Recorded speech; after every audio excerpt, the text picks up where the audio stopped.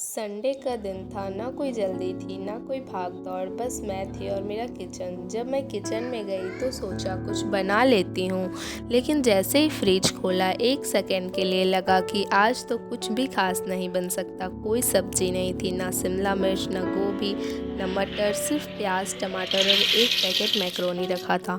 थोड़ा सा सोचा, फिर खुद से ही बोला, जब मन हो तभी मोमेंट स्पेशल बनता है, सामान से नहीं। तो मैंने डिसाइड किया कि चलो पास्ता ही बनाते हैं, लेकिन अपने अंदाज में, जो है उसी से। बिना कंप्लेन किए प्याज को काट के कढ़ाई में डाला। उसकी खुशबू आते ही मन थोड़ा हल्का हो गया।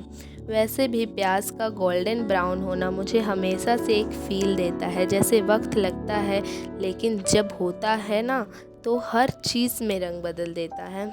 टमाटर को मैंने रफली काटा।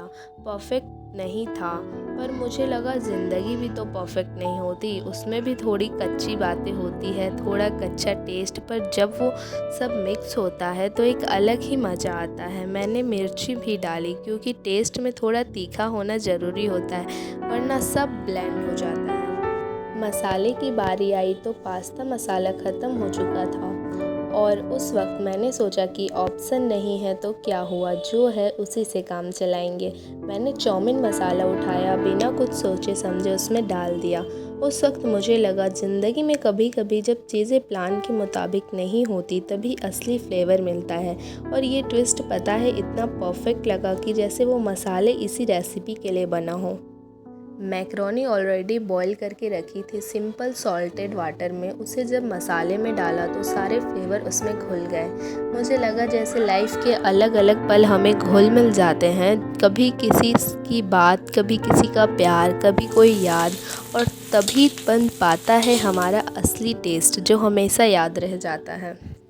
मैं खुद से पूछ रही थी कि क्या ये पास्ता किसी पार्टी स्टाइल प्रेजेंटेशन जैसा है? नहीं। क्या इसमें कोई फैंसी चीज़, वेजिटेबल्स है? नहीं। पर क्या ये मेरे लिए स्पेशल है? हाँ, क्योंकि मैंने इसे बिना किसी प्लानिंग, बिना किसी प्रेशर के, सिर्फ अपने मूड पे, अपनी फीलिंग्स और अपने अंदाज से बनाया है।